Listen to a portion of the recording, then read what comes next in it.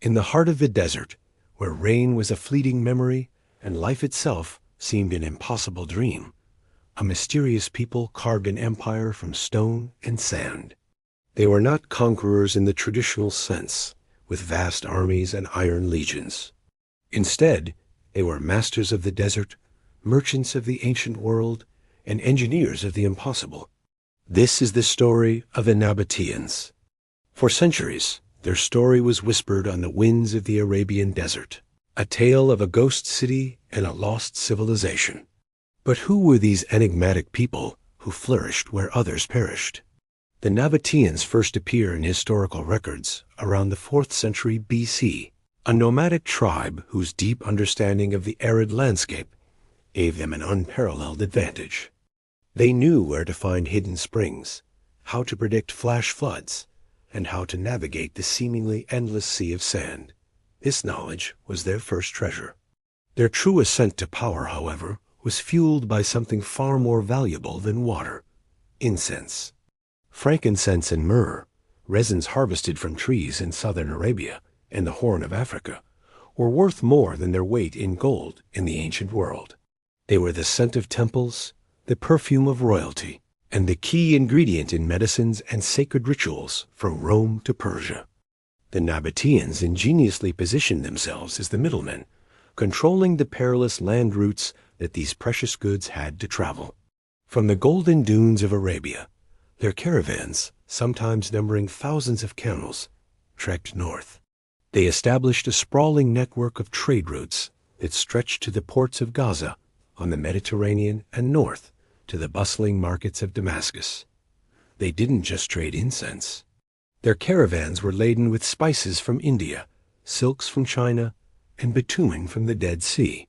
They became the undisputed masters of commerce, connecting the East and the West in a vibrant exchange of goods, ideas, and cultures. Their wealth became legendary. But it wasn't just their business acumen that set them apart. It was their revolutionary genius for survival, particularly their mastery of water. In a land that received less than 4 inches of rain a year, the Nabataeans didn't just find water.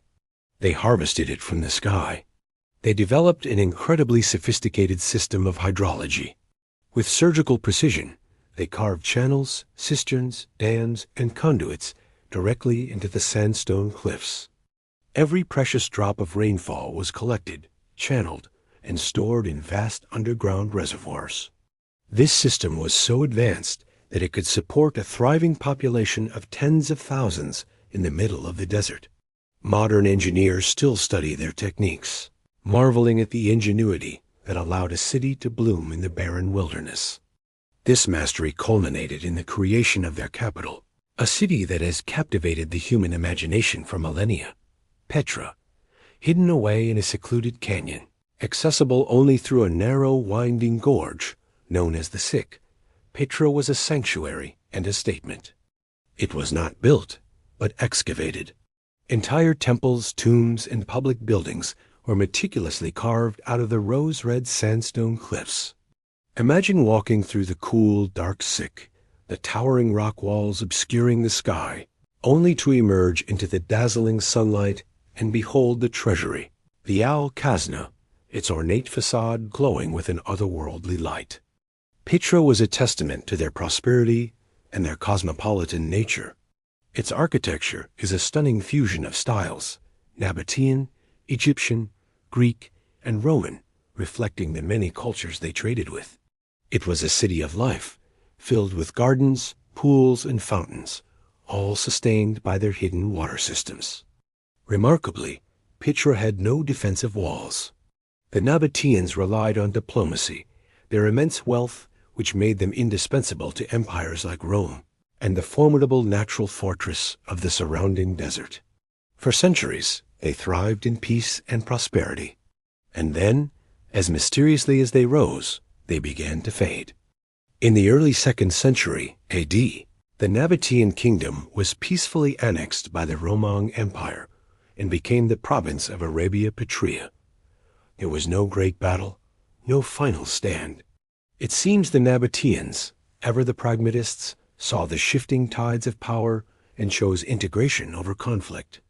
Trade routes shifted, sea lanes became more popular, and the lifeblood of their caravan empire slowly dwindled. The people gradually assimilated, their unique language and culture dissolving into the broader fabric of the Roman and later Byzantine worlds.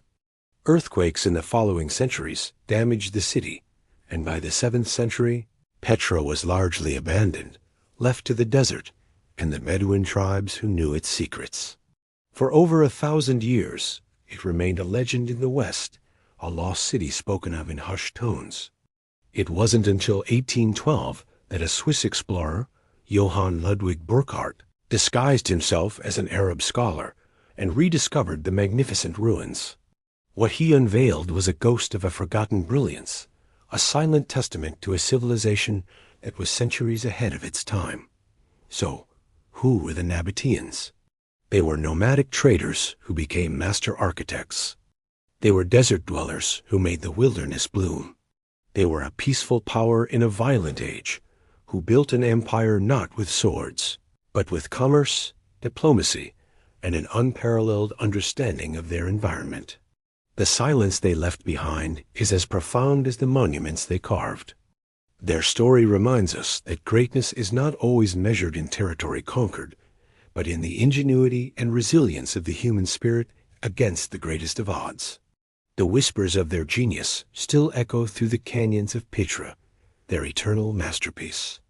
Thank you so much for joining me on this journey into the past. If you enjoyed this exploration, please consider liking the video and subscribing to the channel for more stories from our incredible world history. See you next time.